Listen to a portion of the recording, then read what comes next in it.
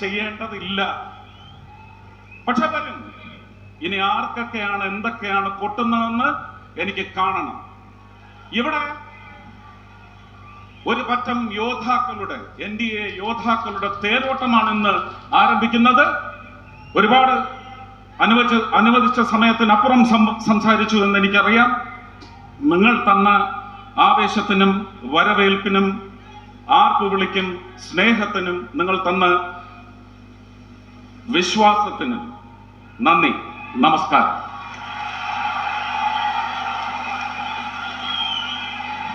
ശക്തന്റെ മണ്ണിൽ ശക്തനായ നേതാവ്, നമ്മുടെ രാജ്യത്തിന്റെ അഭിമാനം ശ്രീ അമിത്ഷാജി നമ്മളോട് സംസാരിക്കും. ട്രാൻസ്ലേഷൻ ചെയ്യുന്നതിന് വേണ്ടി ശ്രീ പത്മനാഭൻ സാറിനെ ക്ഷണിക്കുന്നു.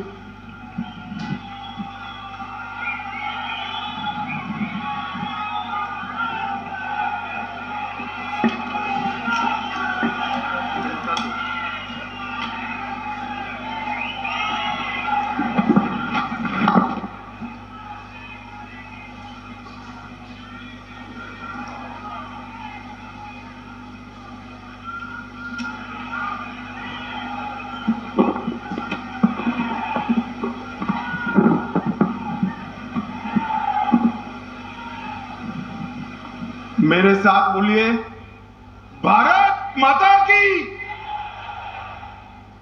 भाई ऐसी आवाज नहीं चलेगी. इतना शब्द बोरा इधर बोरा. 2024 में फिर से 2/3 बहुमत के साथ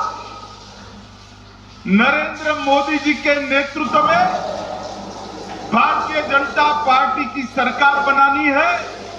तो मेरे साथ दोनों हाथ उठाइए दोनों हाथ. विजय के संकल्प की मुट्ठी बीजिए और प्रचंड आवाज से बोलिए, भारत माता की, भारत माता की, भारत माता की. मंच पर उपस्थित Shri K Surendran ji, Kerala state BJP president, Shri Prakash Javadekar ji, Kerala के भाजपा के प्रभारी, श्री V मुरलीधरन जी, केंद्रीय विदेश राज्य मंत्री श्री सुरेश गोपी जी, पूर्व सांसद श्री E सिद्धरन जी, भाजपा के राष्ट्रीय कार्यकारिणी के सदस्य श्री तुषार वेलापल्ली जी, C.K. जानू जी, जैकब थॉमस जी, श्री C.K. पद्मनाभ जी, श्री कुंभणम जी, श्री कृष्णदास जी, श्री A.P. अब्दुल्ला कुटी जी, श्री K.K. अनीश कुमार जी, और आज त्रिशूल की ये पवित्र भूमि पर आए हुए प्यारे भाइयों, बहनों, माताओं और मेरे जिगर के टुकड़े जैसे युवा मित्रों को नमस्कार, प्रणाम. मित्रों, आज सबसे पहले मैं यहां पर आदि शंकराचार्य, महात्मा अयंकाली, श्री नारायण गुरु, पंडित करूपन जी, P. श्री कुमार गुरुदेवन जी, श्री K.P. वल्लन जी को प्रणाम कर मेरी बात की शुरुआत करता हूं. ഞാനിവിടെ ആദ്യം ആദി ശങ്കരാചാര്യൻ, അതുപോലെ തന്നെ അയ്യങ്കാളി, ശ്രീനാരായണ ഗുരുദേവൻ, പണ്ഡിറ്റ് കറുപ്പൻജി, K.P. വെള്ളൻജി എന്നീ നമ്മളുടെ നവോത്ഥാന നായകരുടെ ആചാര്യന്മാരെ നമസ്കരിച്ചുകൊണ്ട് എന്റെ പ്രസംഗം ആരംഭിക്കുകയാണ്. मित्रों, मैं केरल के लोग, पूरा देश गॉड ओन कंट्री केरल को कहते हैं। और मैं जब जब केरल आता हूं, मैं खुद अनुभव करता हूं कि सच अर्थ में केरल गॉड्स ओन कंट्री है, ये सत्य है, इसका मुझे एहसास होता है। ഈ ഭാരതം മുഴുവൻ കേരളത്തെ ദൈവത്തിൻ്റെ സ്വന്തം നാടെന്നാണ് വിളിക്കാറ്. ഞാൻ ഇവിടെ വരുമ്പോഴൊക്കെ തന്നെ എനിക്ക് അത് അനുഭവപ്പെടാറുണ്ട്. സത്യത്തിൽ കേരളം ദൈവത്തിൻ്റെ സ്വന്തം നാട് തന്നെയാണ്. मित्रों, आज मैं भारतीय जनता पार्टी के सभी कार्यकर्ता, राष्ट्रीय स्वयंसेवक संघ के सभी कार्यकर्ता जो हमारे विचारधारा का काम करते हुए कम्युनिस्ट हिंसा में जिन्होंने जान गंवाई है, संघर्ष किया है, वो सभी को श्रद्धांजलि देकर मेरी बात की शुरुआत करना चाहता हूं। ഞാൻ ഇന്ന് കമ്മ്യൂണിസ്റ്റുകാരുടെ അക്രമത്തിന് വിധേയരായ, ജീവൻ നൽകേണ്ടി വന്ന, ത്യാഗം സഹിക്കേണ്ടി വന്ന ഭാരതീയ ജനതാ പാർട്ടിയുടെ പ്രവർത്തകർ, രാഷ്ട്രീയ സ്വയംസേവക സംഘത്തിന്റെ പ്രവർത്തകർ, നമ്മുടെ ആശയവുമായി അടുത്തു നിന്നവർ എല്ലാവർക്കും ഇന്ന് പ്രണാമം അർപ്പിച്ചുകൊണ്ട് ഞാൻ ഈ പ്രസംഗം തുടങ്ങാൻ ആഗ്രഹിക്കുന്നു. मित्रों, आज त्रिशूर में इस विशाल रैली का आयोजन केरल में 2024 के चुनाव की तैयारी के लिए किया गया है। ഇന്ന് തൃശ്ശൂരിൽ ഈ വലിയ ഈ സമ്മേളനം നടത്തിയിട്ടുള്ളത് 2024 ലോക്സഭാ തെരഞ്ഞെടുപ്പിന്റെ പ്രവർത്തനത്തിന്റെ തുടക്കം കുറിക്കാൻ വേണ്ടിയാണ്. मैं केरल की जनता को दो हाथ जोड़कर रिक्वेस्ट करने के लिए आया हूं कि 2024 के चुनाव में केरल की जनता फिर से एक बार नरेंद्र मोदी जी को मौका दे और केरल से भारतीय जनता पार्टी की यहां से प्रतिनिधि भेजे। ഞാൻ ഈ കേരളത്തിലെ ജനങ്ങളോട് അഭ്യർത്ഥിക്കുകയാണ്, 2024 ലോക്സഭാ തെരഞ്ഞെടുപ്പിൽ നിങ്ങൾ ശ്രീ നരേന്ദ്രമോദിജിക്ക് ഈ രാജ്യം ഭരിക്കാനുള്ള അവസരം ഒരിക്കൽ കൂടി നൽകണം. കേരളത്തിൽ നിന്നും ഭാരതീയ ജനതാ പാർട്ടിയുടെ സ്ഥാനാർത്ഥികളെ വിജയിപ്പിച്ചയക്കണമെന്ന്. मित्रों, ये 10 साल के अंदर 24 में 10 साल होंगे। अभी 9 साल मोदी जी ने देश में राज किया है। मोदी जी ने प्रधानमंत्री के नाते 9 साल देश की सेवा की है। സുഹൃത്തുക്കളെ, 2024 10 വർഷമാകും. ഇപ്പോൾ 9 വർഷമായി, ഇത്രയും കാലമായി ശ്രീ നരേന്ദ്രമോദിജി ഈ രാജ്യത്തിലെ ജനങ്ങളെ സേവിച്ചു കൊണ്ടിരിക്കുകയാണ്. 9 साल के अंदर हर एक क्षेत्र में देश ने 70 साल में जितना प्रगति नहीं किया, इतनी प्रगति ये 9 वर्ष में मोदी जी के नेतृत्व में हुई है।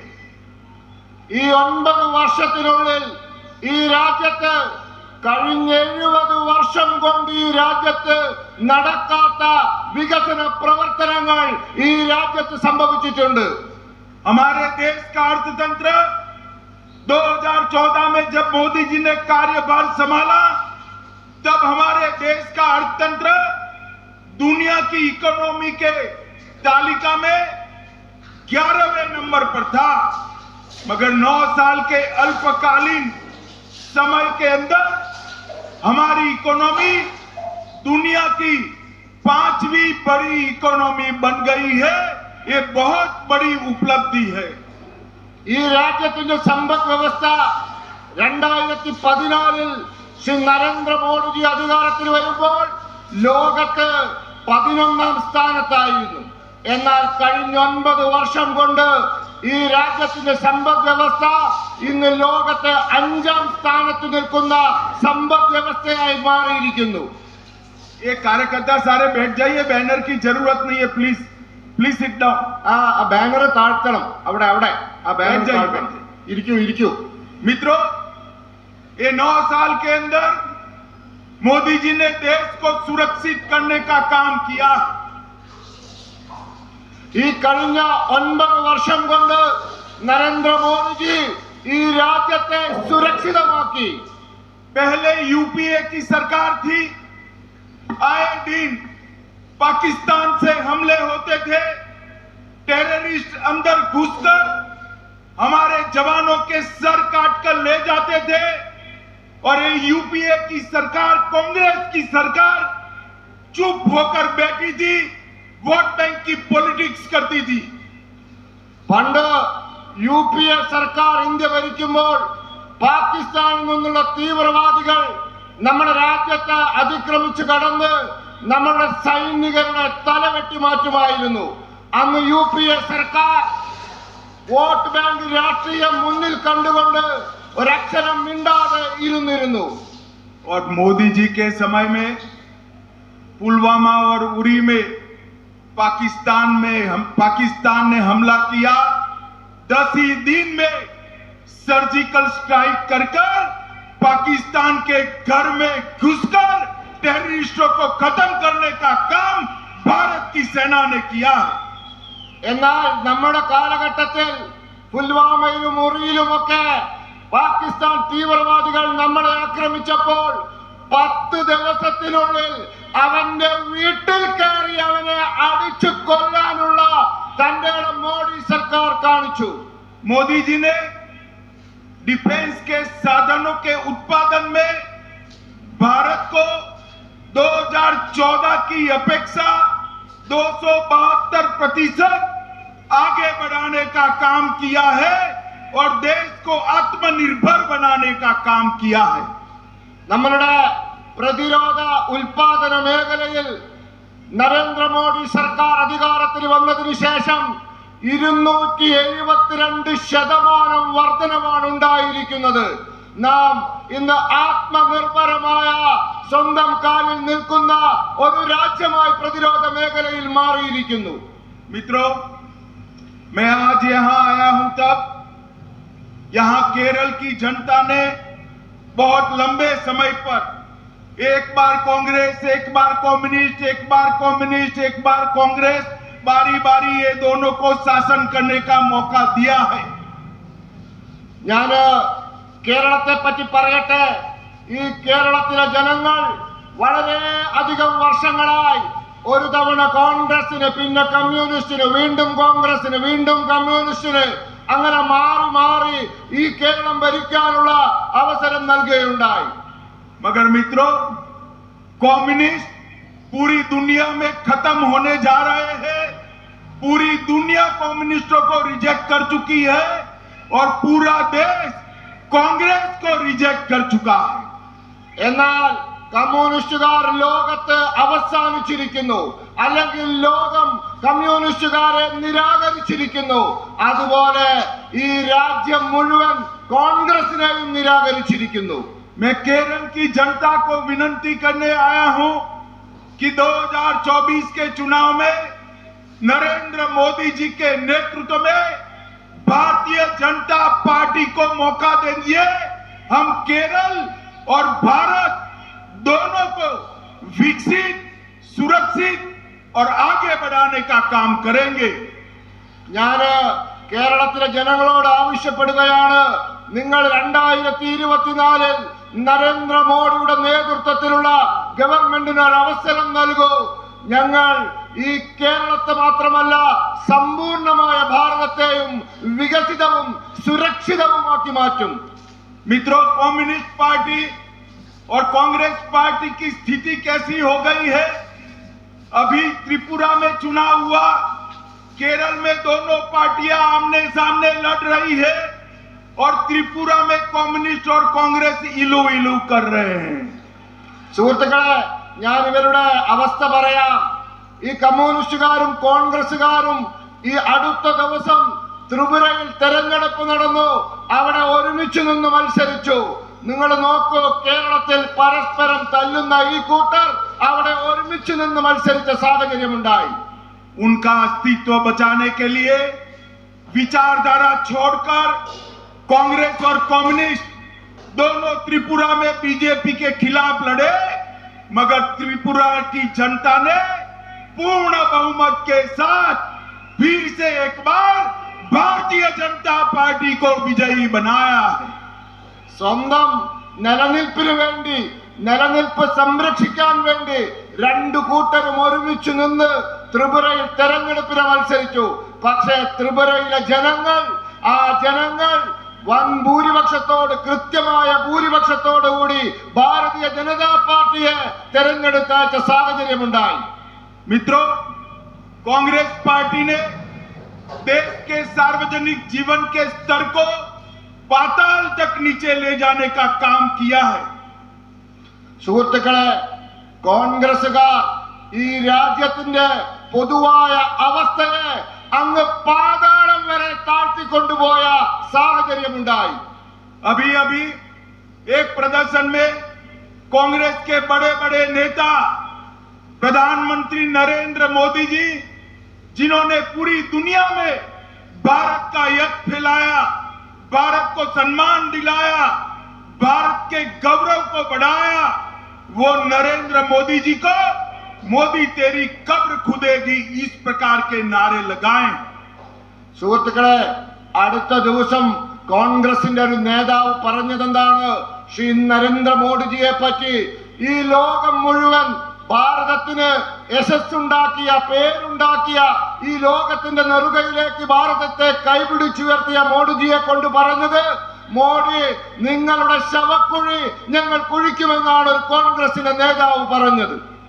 मैं राहुल गांधी जी को कहना चाहता हूं, जितना गाली मोदी जी को बोलोगे, जितना कीचड़ राजनीति में फैलाओगे, कमल उतना जोर से खिलकर बाहर आने वाला है।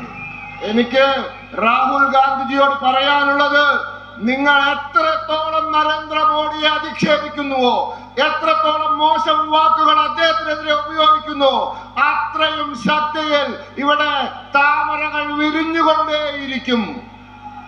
मैं केरल और त्रिशूर की जनता को भी पूछना चाहता हूं, कांग्रेस पार्टी ने जो है नारे लगाए हैं, मोदी तेरी कब्र खुदेगी, क्या त्रिशूल और केरल की जनता इसके साथ सहमत है क्या? ഞാൻ തൃശൂരിലെ ജനാവലിയോട് ചോദിക്കാൻ ആഗ്രഹിക്കുന്നു, ഈ തരത്തിൽ മോഡിജിയുടെ ശവക്കുഴി തോണ്ടുമെന്ന് പറഞ്ഞ ഈ കോൺഗ്രസിന്റെ വാക്കുകളോട് തൃശൂരിലെയും കേരളത്തിലെയും ജനങ്ങൾ യോജിക്കുന്നുവോ എന്ന് ചോദിക്കാൻ ഞാൻ ആഗ്രഹിക്കുന്നു.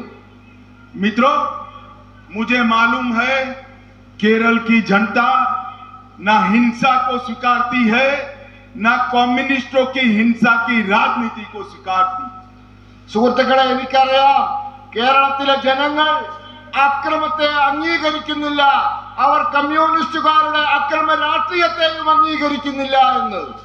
मित्रों, भाजपा की सरकार केंद्र में आई, उसके पहले यूपीए की सरकार थी। आज मैं इस मंच से कम्युनिस्ट और कांग्रेस दोनों को पूछना चाहता हूं, क्योंकि यूपीए 1 में कम्युनिस्टों ने भी कांग्रेस को भारी समर्थन दिया था नाजुक मौकों पर। मैं दोनों को पूछना चाहता हूं कि आपने केरल के विकास के लिए क्या किया? സുഹൃത്തുക്കളെ, മുമ്പുണ്ടായിരുന്ന UPA സർക്കാർ, പ്രത്യേകിച്ച് ഒന്നാം UPA സർക്കാർ, അതിനെ കമ്മ്യൂണിസ്റ്റുകാരും കോൺഗ്രസുകാരും ഒരുമിച്ച് മുന്നോട്ട് കൊണ്ടുപോയ സർക്കാരാണ്. ഇവിടെ വെച്ച് ഇന്ന് ഞാൻ ചോദിക്കാൻ ആഗ്രഹിക്കുന്നു, ഇതിനു മുമ്പ് ഭരിച്ച ആ UPA സർക്കാർ, ആ സർക്കാരുകൾ കേരളത്തിന് വേണ്ടി എന്തു ചെയ്തു എന്ന് ചോദിക്കാൻ ഞാൻ ആഗ്രഹിക്കുന്നു. मित्रों, केरल को 2009 से 2014 तक टैक्स डिवोल्यूशन और ग्रांट इन एड दोनों को इकट्ठा कर 45,900 करोड़ रुपया मिला था, 45,900 करोड़। സുഹൃത്തുക്കളെ, ഈ UPA സർക്കാരിന്റെ കാലത്ത് 2009 മുതൽ 2014 വരെ നികുതിയുടെ കേരളത്തിലുള്ള വിഹിതം ഇനത്തിലും ഗ്രാന്റുകൾ സഹായത്തിന്റെ ഇനത്തിലും 5 വർഷം കൊണ്ട് കേരളത്തിന് കിട്ടിയത് 45,900 കോടി രൂപയാണ്. और मोदी जी ने 5 साल में केरल को 1,15,000 करोड़ रुपीस देने का काम नरेंद्र मोदी जी ने किया है। എന്നാൽ നരേന്ദ്രമോദിജിയുടെ ഗവൺമെന്റ് 5 വർഷത്തിനുള്ളിൽ 1,15,000 കോടി രൂപയാണ് ഈ ഇനത്തിൽ കേരളത്തിന് വേണ്ടി നൽകാൻ തയ്യാറായത്. और ये 45,000 की जगह 1,15,000 करोड़ रुपीस आज कम्युनिस्ट और कांग्रेस ने केरल की जनता को हिसाब देना चाहिए। അതുകൊണ്ട് ഈ 45,000 കോടി രൂപയും 1,15,000 കോടി രൂപയും തമ്മിലുള്ള വ്യത്യാസത്തിന് കേരളത്തിലെ ജനങ്ങളോട് ഈ കമ്മ്യൂണിസ്റ്റുകാരും കോൺഗ്രസുകാരും ഉത്തരം പറയാൻ ബാധ്യസ്ഥരാണ്. केरल के किसानों को कोपरा का रेट कांग्रेस के शासन में 5,250 पर क्विंटल मिलता था।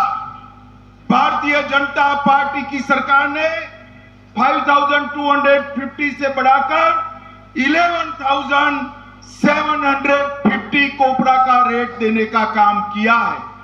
ഈ കൊപ്പരയുടെ വില താങ്ങുവിലയുടെ കാര്യമെടുത്താൽ ഈ UPA സർക്കാർ ഒരു കിൻഡൽ കൊപ്പരയ്ക്ക് നൽകിയത് 5,250 രൂപയാണെങ്കിൽ അത് ഇന്ന് BJPയുടെ ഗവൺമെന്റ് 11,750 രൂപയായി ഇന്ന് വർദ്ധിപ്പിച്ചിരിക്കുകയാണ്. मोदी जी ने स्वदेश दर्शन 2 के तहत कुमारकम और बेपोर की योजना की स्वीकृति दे दी है। നരേന്ദ്രമോദി സർക്കാർ സ്വദേശ് ദർശൻ പരിപാടിയുടെ ഭാഗമായി കുമരകത്തിനും ബേപ്പൂരിനെയും ആ പരിപാടിയിൽ ഇന്ന് ഉൾപ്പെടുത്തിയിരിക്കുകയാണ്. 320 kV 2,000 megawatt Pugalur Thrissur high voltage direct current परियोजना पर भी काम चालू हो गया है। 320 kVയുടെ ആ വൈദ്യുതി പദ്ധതി പടലൂർ തൃശൂർ പദ്ധതിക്ക് ഇന്ന് നരേന്ദ്രമോദി സർക്കാർ അനുമതി കൊടുത്തിരിക്കുകയാണ്. कासरगोड के लिए 50 मेगावाट की सोलर परियोजना भी शुरू कर दी है। കാസർഗോഡിന് 50 മെഗാവാട്ടിന്റെ സോളാർ പദ്ധതിക്ക് സൗരോർജ പദ്ധതിക്ക് അനുമതി കൊടുത്തിരിക്കുന്നു, ആരംഭിച്ചിരിക്കുന്നു. कोची मेट्रो फेज 1 के एक्सटेंशन का उद्घाटन हुआ है और दूसरे फेज के लिए 1,950 करोड़ रुपीस आवंटित किए गए हैं।